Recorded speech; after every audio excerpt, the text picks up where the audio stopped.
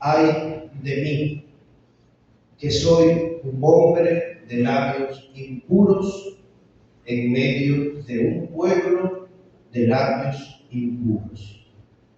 Fue la exclamación del profeta Isaías ante la visión de Dios Todopoderoso. Claro, no sería un poco más así, la voz estaría un poco más quebrada. Imagínense un hombre, pues todo desarmado del miedo, ese ay que brota del verdadero miedo. En la antigüedad, en el Antiguo Testamento, se comprendía que no se podía ver el rostro de Dios. Quien veía el rostro de Dios moría, porque la santidad de Dios no era compatible con el pecado de la humanidad. Isaías era sacerdote del templo, era de la casta sacerdotal, y en su juventud, oficiando el ejercicio sacerdotal, en una de esas contempla esta visión gloriosa y terrible, al Dios Todopoderoso, sentado en un trono de gloria, como lo había descrito el profeta Daniel. El templo de Jerusalén es una cosa monstruosamente monumental, bueno, lo era, más grande que la catedral, no sé, como 6 veces la catedral de Maturín, una cosa enorme. Imagínense entonces el tamaño de hombre anciano que tendría que haber visto, tan grande que la orla de su manto llenaba el templo. La orla del manto es el bordecito dorado que tiene las vestiduras de este tipo. Imagínense la vestidura de Dios. Era tan grande que todo el poco de tela envolvía el templo. Eso es más bien una referencia a la gloria de Dios, que era la nube que llenaba el santuario. Cuando Isaías contempla esto, es un hombre coherente. En vez de decir, ay, qué bello Dios, la gran preocupación de este hombre, que todavía no era profeta, fue, ay, Dios mío, ya me morí.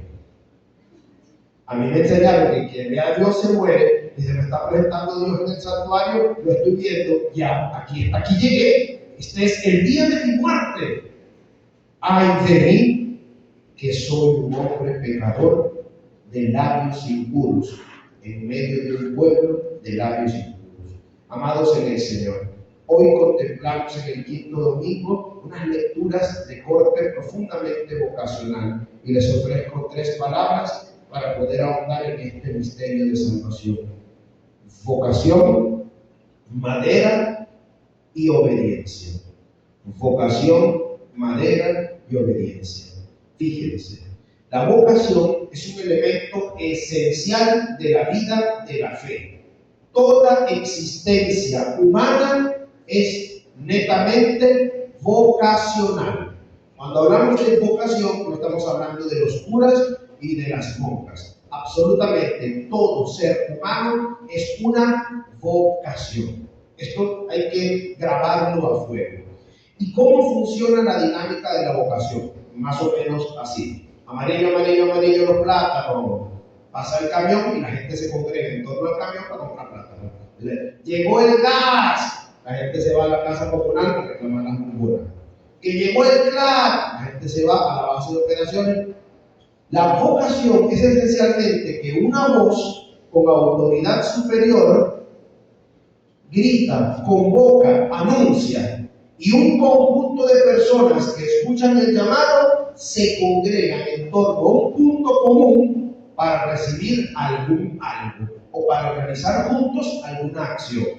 Entonces, en la dinámica de la vida de la fe, la vocación es esencial, donde la voz de autoridad que convoca es la palabra de Dios, es la voz misma del Todopoderoso. Tan potente es esta voz que dice el profeta Isaías, que ante sus palabras retumbaban los dinteles del templo. Toda la infraestructura enorme del templo colosal de Jerusalén retumbaba solo con la palabra de Dios.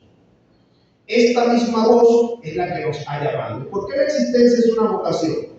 Miren, la vida misma es vocación. Tú y yo existimos porque un día Dios pronunció nuestros nombres con tal fuerza que nos trajo a la existencia el día de nuestra concepción. O sea, eso fue palabra de Dios que te llamó a la existencia. La vida del ser humano es Dios constantemente llamando. ¿Y cómo finalizará la vida del ser humano? La muerte es esencialmente la voz de Dios que te llama y pronuncia tu nombre con tal potencia que te arranca de este mundo para poder atraerte a su presencia, al juicio que toca. La vida del ser humano es de principio a fin una vocación. Entonces, esta clave la encontramos con otros dos elementos que vamos a mirar. Encontramos la vocación del profeta Isaías, la vocación del apóstol Pablo y la vocación de los primeros apóstoles, destacando la figura de Simón Pedro. Los tres tenían algo en común. Dios los estaba llamando a una misión especial. Aquí hay que evitar el error de, bueno, eso eran ellos que eran hombres especiales. No. Dios nos llama a todos. Solo que en la Biblia no se puede poner llamado de todas las personas que existían, porque si no, ¿quién lee tal cantidad de textos? Destacan algunas vocaciones para ejemplificar el hecho de que tú y yo somos llamados. Identifícate con cualquiera de los tres, no importa, para eso se nos presenta como testimonio. Primer elemento, Dios nos llama a todos a una misión especial. Y ninguna misión es más importante que otra, simplemente son diferentes. Y cada misión es importante y especial. Por eso, nadie es un accidente. Nadie es un error de conteo de los papás, nadie es un asunto que se rompió, nadie es un sinsentido.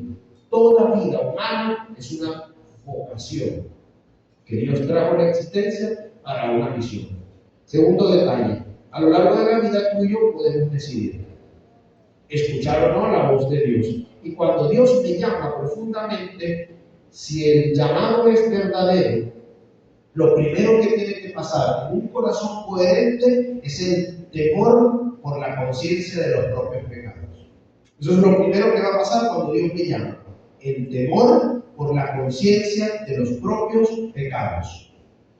El profeta les exclamé, ay de mí, que soy un hombre pecador de labios impuros en medio de un pueblo de labios impuros. Y el apóstol Pablo decía, soy como un aborto, no merezco llamarme profeta, pero soy apóstol, pero soy lo que soy por la gracia de Dios.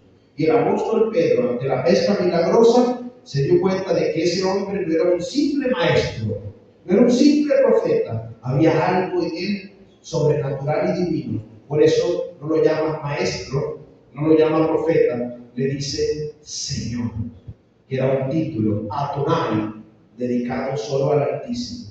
Llamó a Cristo reconociendo su divinidad, Señor, apártate de mí porque soy un pecador. Ojo, ellos no hablan castellano, ¿ok? Yo soy pescador, sí, Pedro era pescador, pero lo más importante es que era pecador. Entonces, la segunda característica de la llamada es que nos confronta con nuestros propios pecados. Isaías, Pablo, Pedro, cualquiera de estos tres somos tú y yo. Interesantemente, el profeta Isaías identifica su pecado, hombre de labios impuros. Esto puede significar muchísimas cosas. Imagínate tú cualquier cantidad de pecados que tú y yo podemos hacer con la boca. De cualquier índole y de cualquier cosa, empezando con el chiste. Hombre de labios impuros. ¿Y qué acontece en medio del proceso del llamado? Él piensa que está muerto.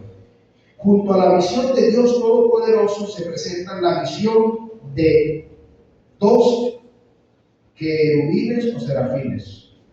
Serafines, la jerarquía angélica serafín. Serafín viene del hebreo y significa básicamente fuego. Se decía que estos ángeles eran serafines porque eran los más cercanos a Dios. Están los tronos, están los querubines, están los serafines. Los tronos se llaman así porque Dios se sienta sobre ellos. La visión teoría del asunto. Los querubines, que es los que están ahí, pero los serafines eran los más cerca.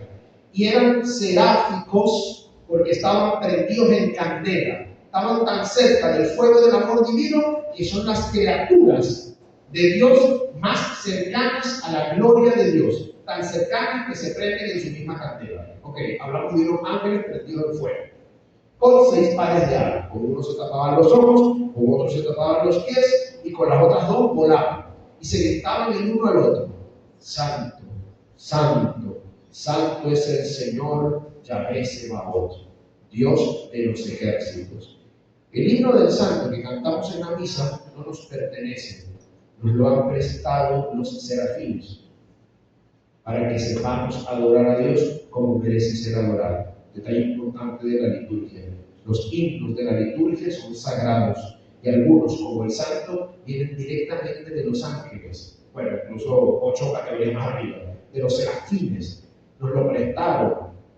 Paréntesis litúrgico importante: ¿te vas a atrever tú a no abrir la boca cuando la asamblea entona el Santo, cuando se cante el Santo en la misa, justo antes de que la gloria de Dios que Isaías contempló será presente sobre el altar? ¿Te vas a atrever con la burdeza de no abrir la boca para clamar: Santo, Santo, Santo es el Señor? Ahora, pero es que yo canto feo. ¿Y tú crees que Isaías cantaba bonito? No importa. Abre la boca, que tu Dios se va a hacer presente. Cierro paréntesis litúrgico.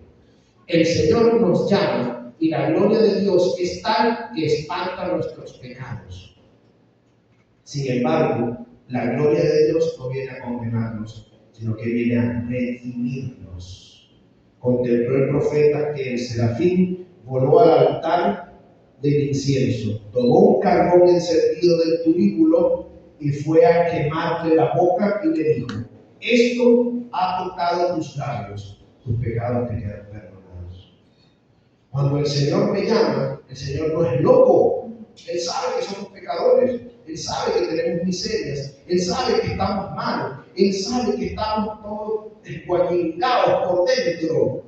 Sin embargo, pone en nuestro camino serafines, criaturas que están más cerca de Él, que nos permiten con el fuego del amor divino quemar nuestros pecados. Esto lo experimentó el profeta, pero mucha gente no vivía esto. Tú y yo, en cambio, tenemos el sacramento de la reconciliación. Un ministro que te puede confesar, que te puede atender y puede tomar el carbón del altar del incienso para ponerlo sobre tu corazón y quemar cualquier pecado. La gloria de Dios de la vocación permite precisamente eso, que cuando Dios me llama, me purifica para enviarme. Inmediatamente el diálogo cambia. Dios está ahí gigantesco, enorme, se hace el loco y dice: ¿a quién enviaré? ¿Quién irá de parte nuestra? Obviamente está solo en Isaías, están nosotros dos volando, hay 4 criaturas en una escena, y Dios está haciendo el loco. Dios te llama haciéndose medio loco, pero te está hablando a ti, está hablando a ti, es contigo. ¿A quién enviaré? El profeta dice: no estoy muriendo, Dios me perdona el pecado, seré yo maestro, envíame a mí. Toda vocación inicia con el reconocimiento del pecado, la purificación del mismo y una historia que se desprende, para la cual hace falta madera. Es la segunda palabra. Fíjense, preparando la homilía me di cuenta de un interesante elemento. A Dios le gusta mucho la madera. Bueno, luego me lo he hecho que no las mata. Antes de empezar la misa, me di cuenta: claro, Jesús era carpintero. Era de familia, le gustaba mucho el asunto de la madera. Fíjense, Jesús llegó a predicar y la gente se agolpaba para escuchar la palabra de Dios. Era tanta la gente que tuvo que montarse en una barca. Meditando sobre el aspecto de la barca, entendía que Dios ha hecho grandes cosas a través de madera, donde el centro siempre es Jesús, y a ti y a mí nos toca hacer esa madera. Fíjense, cuando Jesús nació fue puesto sobre un pesebre. El pesebre tú y yo lo romantizamos. ¡Qué bello el niño! El pesebre era un instrumento sobre el cual se ponía la paja para que comieran los animales. Era un comedero de burros, de bueyes, de vacas, un lugar sucio, poco higiénico, allí comedero de animales. Allí fue puesto Jesús. La estructura de madera, puesto Jesús para hacer para nosotros el pan de la vida. Al final de sus días, Jesús sería exaltado sobre una estructura de madera para salvación nuestra. Hay algunos que burdamente, los evangélicos, testigos de Jehová, vienen a decirte, ¿qué es eso que tú estás cargando la cruz? Ahí es un instrumento de muerte. Sí, el instrumento de la muerte que me ha salvado. La muerte que me libró de mis pecados. ¿Importa la cosa de madera? Más importante es el fruto que pende de este árbol. Pero el instrumento era necesario. Y así mismo con esta barca. Jesús, viendo la cantidad de gente que se agolpaba para escuchar la palabra de Dios, decide montarse sobre una barca. Y entendí que tú y yo, cristianos, tenemos que ser la barca. Tenemos que ser la barca. Debemos permitirle a Jesús que se siente sobre nosotros, que tome posesión de nuestra vida, para que desde allí predique su palabra. Y en torno a la barca había muchísima gente. Pero entonces hay que entender una cosa que yo lo entendí como una historia del burro. ¿Te acuerdas cuando Jesús entró a Belén? Cuando entró a Jerusalén, entró montado sobre un burro. Hay una historia que dice que iba pasando Jesús y la gente aclamaba, ponía las matas, los mantos y toda la gloria, y el burro pensó que eso era con él. Y entonces se sintió tan orgulloso que se puso de pie y le cayó Jesús. Pues así mismo hacemos tú y yo cuando Dios, en medio de nuestra vocación, en medio de nuestra misión, pone a nuestro alrededor una cantidad de gente. No es por ti, tú y yo somos el burro, es por Jesús que tú y yo portamos. Asimismo, Jesús se sienta sobre la barca. No vaya a creer en la barca que no ese gentío está ahí por ella. Tú y yo somos el instrumento. Y un gentío alrededor, Jesús quiere hablar. Jesús quiere convocar. Y aquí entendemos una dimensión profunda de la vocación.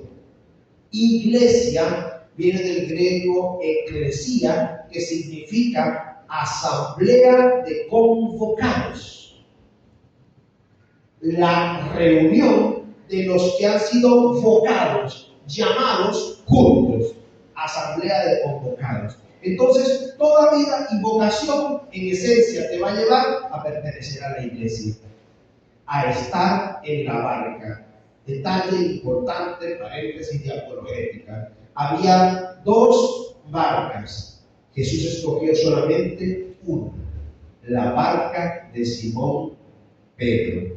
Si tú quieres escuchar el Evangelio de verdad, es en la barca de Pedro. Si tú quieres recibir la pesca milagrosa, es en la barca de Pedro. No en las barcas de otros dueños. La verdadera iglesia de Jesucristo es la barca que Él escogió, la de Pedro. Donde se encuentra el apóstol Pedro, en esa barca es donde Jesús se sienta. No en las falsas iglesias fundadas por hombres. Es esta, la iglesia de Jesucristo, la fundada, la de asamblea de los convocados. ¿A dónde? ¿Al centro del clan? No, a la barca de Pedro. Allí está la iglesia, donde Jesús se sienta, donde pone su asiento y su mesa para servirnos el alimento. Esta es la iglesia verdadera, la iglesia de la barca de Pedro. Entonces tú y yo tenemos que ser llamados a la iglesia, y para esto tenemos que ser madera. Pero a veces la madera está podrida. Allá en el patio había una mata de naranja, y un día simplemente se cayó. Literalmente, un día simplemente se cayó.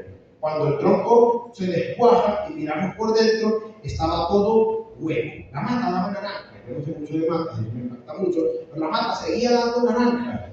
Pero por dentro era un tronco completamente hueco.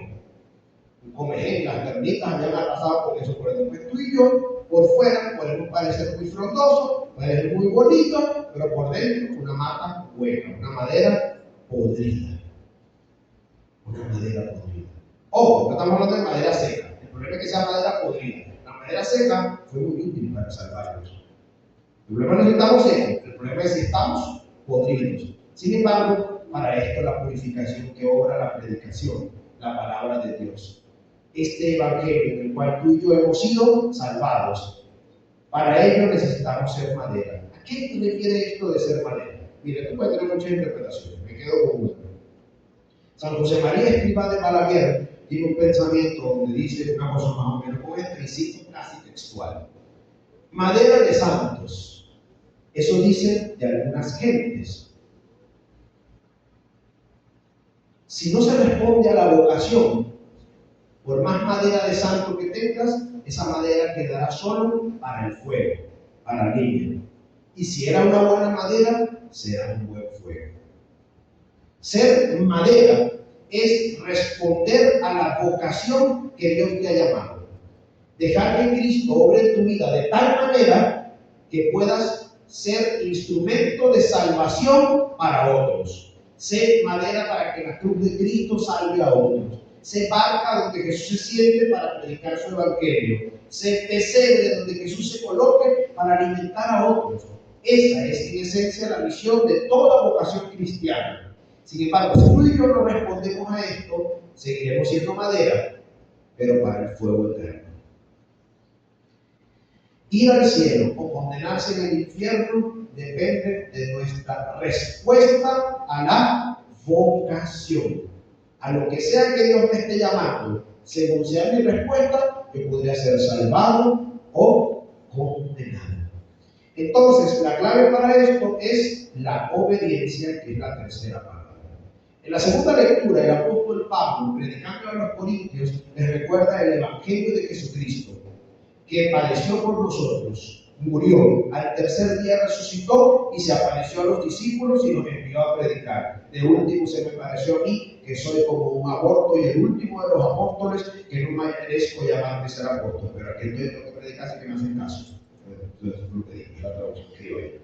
Este evangelio en el que tú y yo hemos sido salvados, si lo obedecen, serán salvos.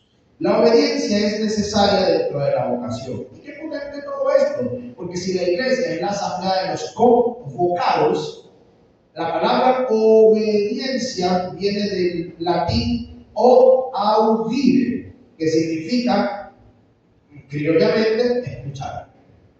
Para obedecer hay que escuchar. A ver, los padres presentes, te lo han mandado a un muchacho a hacer algo, mira, para que vaya, sale corriendo y de repente se vuelve, ¿qué era que tenía que buscar?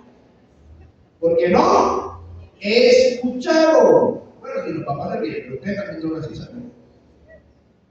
Los venezolanos nos gusta no escuchar y salir para adelante. ¿Qué está para adelante? Detente, escucha. Obedecer quiere decir escuchar primero para actuar según la voz de autoridad que me está enviando, porque Cristo nos convoca para enviarnos, pero primero hay que sentarse a escuchar. A escuchar. Entonces aquí la primera obediencia es la escucha de la palabra de Dios. Pero si en mi vida no tengo una estructura donde la palabra me nutra constantemente, pues voy a quedarme como podrido. Cuanto poco seco, cuanto mucho podrido por dentro. Necesito que esta palabra venga a purificarme, como el carbón encendido que purificó al profeta. Necesito que este evangelio venga a salvarme, escucharlo para obedecerlo y así me salvaré. Esto también, en segundo lugar, se aplica a la obediencia a las autoridades competentes. La primera obediencia es a los padres. Papá y mamá son autoridad para los hijos. La obediencia de los padres lleva al cielo. La desobediencia de los padres te manda para el infierno. Exactamente. Sí, es una cosa muy seria. Hay que tomárselo en serio. Pero también a las autoridades, los coordinadores, los jefes. Padre, ¿crees que mi jefe es un desgraciado? Obedezca. Jefe desgraciado y desobediencia igual infierno. Jefe desgraciado y obediencia igual cielo. Padre, pero es que es difícil. Caramba, ¿tú crees que iba a ser fácil la salvación? Porque la cruz fue facilita. O sea, la fe cristiana no es una fe de tienes que creer en el Señor y tú manifiestas y vas a ser próspero. No. Eso es puro embuste. La fe verdadera no es pare de sufrir.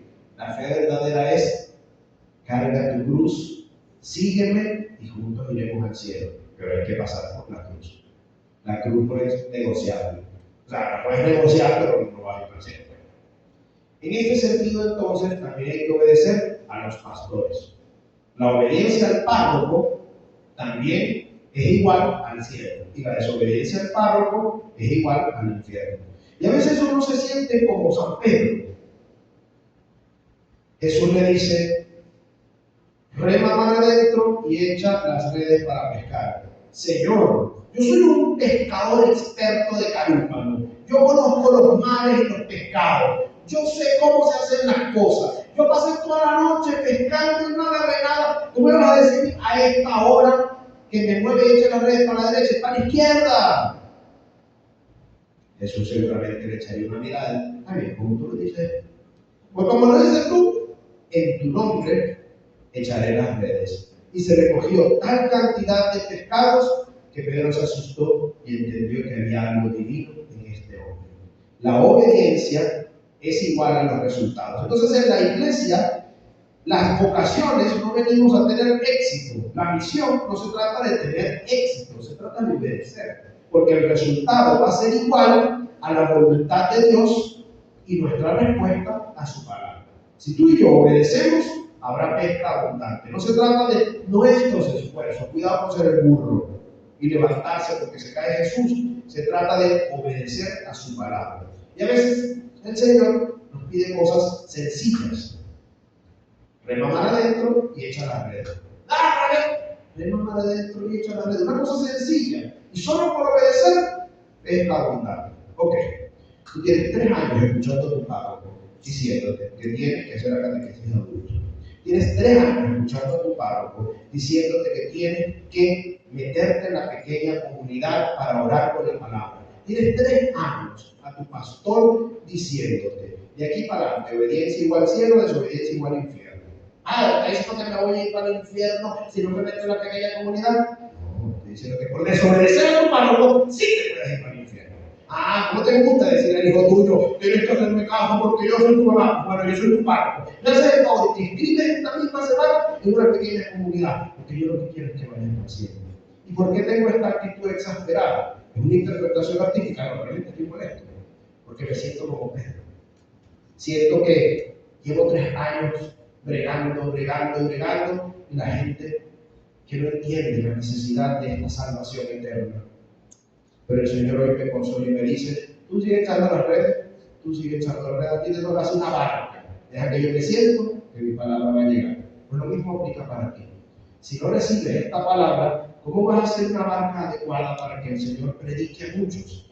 Te estamos dando todas las herramientas. Padre, pero es que yo soy un pecador. Bueno, aquí está, ven para pegarte la boca del carbón, para que veas lo que fue. El carbón encendido es la mismísima palabra de Dios. Padre, pero es que yo no tengo Biblia. Anda a la tiendita y cómprate el pan diario. Padre, pero es que no hay pequeña comunidad. Vamos a fundar en tu barrio, en tu organización. Padre, pero es que yo no tengo tiempo. Eso es embuste, siempre se puede. Padre, es que verdaderamente yo no tengo tiempo. Cuando te mueras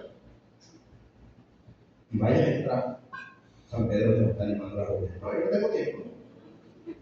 tengo tiempo. Mis hijos, estamos empezando el tiempo ordinario y el mensaje es claro. Está siendo convocado a pertenecer a la iglesia de los salvados, con una palabra que puede salvarte. Lo único que hay que hacer es salir de nuestra comodidad, remar un poco más adentro y echar las redes a la derecha para pescar. Que esta Eucaristía y la fuerza de esta palabra nos ayude a llegar juntos al cielo. Que así sea.